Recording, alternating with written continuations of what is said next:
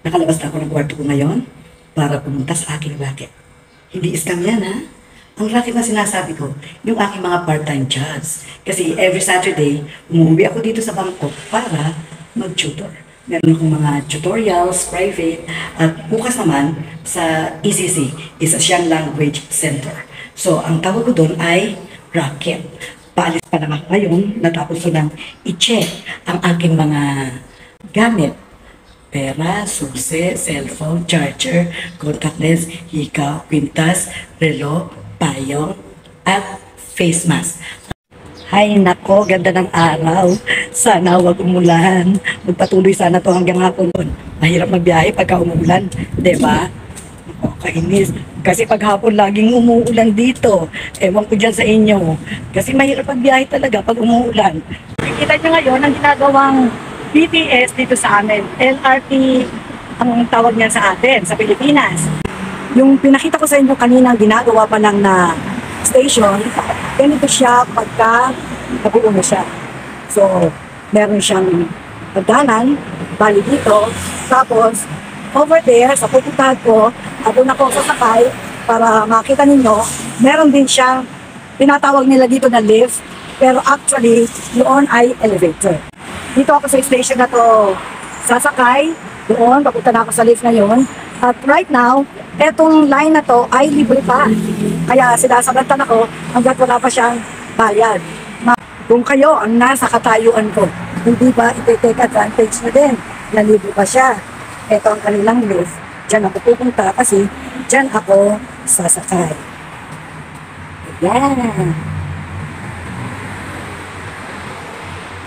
Okay.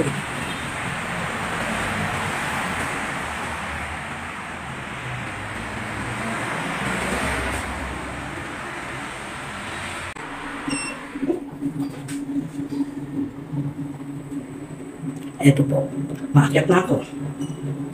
Ayan. O, second floor na daw. Nalabas na tayo. Halika na. Diyan sa na yan, diyan ako pupunta. At diyan ako kukuha ng ticket para gamitin ko papasok sa BTS. Gagamit ako ng escalator. Pagpunta naman doon sa station ng pagsasakayan ko ng BTS. From the escalator, dito ako sa waiting area naman ng mga pasahero. Ayan, dumating na ang tren ko. Hindi masyado badabel tao. Ito yung card na ginamit ko kanina sa pagpasok dito, yung kinuha ko sa booth. Ngayon, siya ko rin gagamitin paglabas. Kasi siya ay last station na dito sa line na ito. Kaya nga yan siya. At tulad din sa atin, syempre, susurrender ko na ito dito. Mababa na ako. Dito naman, papunta naman ako doon sa bus stop na pagsasakayan ko going to my student's house. Tingnan ako sa bayan ng tutor ko. Ito, papasok na ako sa gate nila. At yan, ang bahay nila.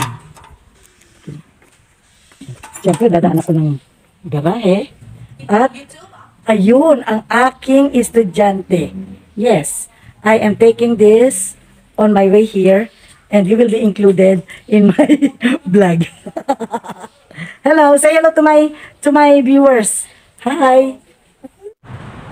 Ngayon, after that naman kasi ng aking tutorial, hinahati naman ako ng aking duty papunta sa labas. Kahit na saan man ako magpunta, at least nahatid niya na ako sa labas. As per, yun ang usapan namin. So ngayon, nandito ako at papunta na ako sa church. Dahil hapon yun at sure na medyo aabutin ako ng late na in the afternoon, kumakain muna ako bago ako magpunta rin. Ito siya, nakain ako ngayon sa McDonald's. Ang transportation system nila dito, may konting pagkakaiba. Una, meron silang mga buses, private, yung mga air condition kasi private, tapos yung ibang kulay is doon ang mga air condition. Sila mga taxi, ayan, tapos ang mga bus nila, pag ganito, yan, kulay blue, private yan, air condition yan.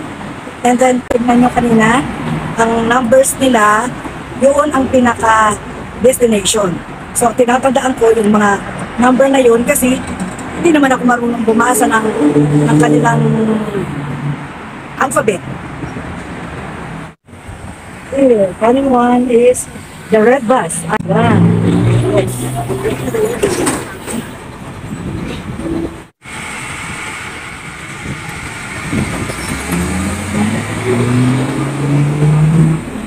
Cute ang mga bus stop nila dito.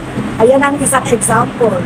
Yan ang bus stop ng Guatdon na binababahan ko pag pupunta ako sa church. At ito naman ang footbridge nila. Ilang ganyan ang inaakyat at binababaan ko kapag ka nandito ako sa bangko.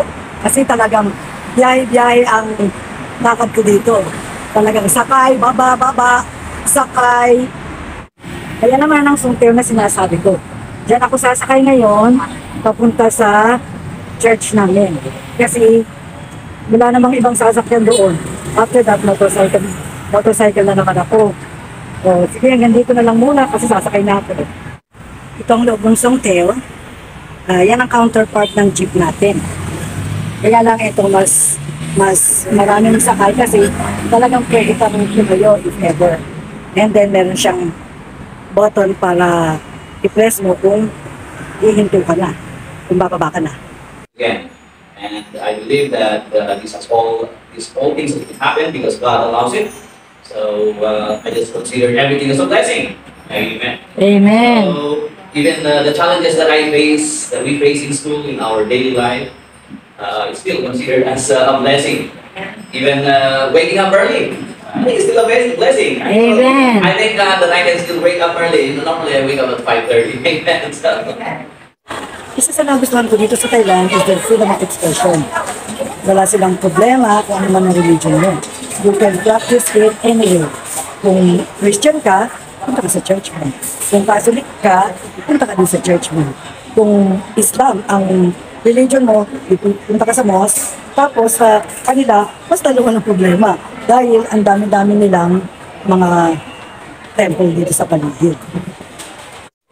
Saturday has been a very long day for me today. Normally, yung ibang Saturdays kapag tapos sa church, uwi na ako.